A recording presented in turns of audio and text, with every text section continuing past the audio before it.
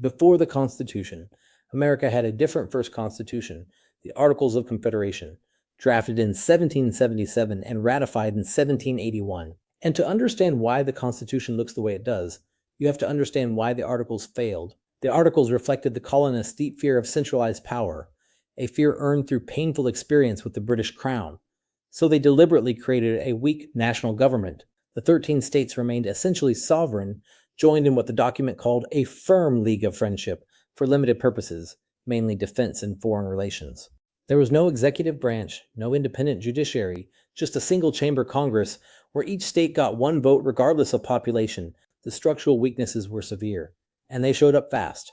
The national government had no power to tax citizens directly.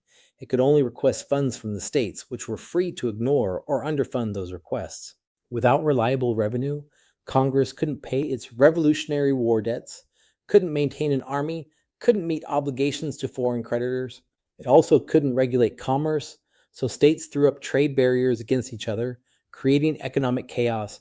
There was no common currency. Each state could print its own money, and amending the Articles required the unanimous consent of all 13 states, which made reform virtually impossible.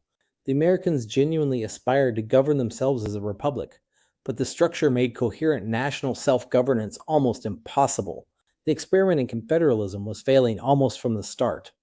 Then came the crisis that forced the issue, Shays Rebellion in 1786 to 1787. Debt-ridden farmers in western Massachusetts, facing foreclosure and imprisonment for unpaid taxes, took up arms. When Massachusetts called on the national government for help, Congress found it had no money and no standing army to send. State militia and a privately financed force eventually put the rebellion down, but the episode terrified property elites across the country. It demonstrated vividly that the Articles left the Republic defenseless against domestic disorder that the national government could neither prevent nor address. A meeting at Annapolis in 1786 to discuss commercial reform drew only 5 states, but its delegates reached a fateful conclusion: the Articles were too broken to repair.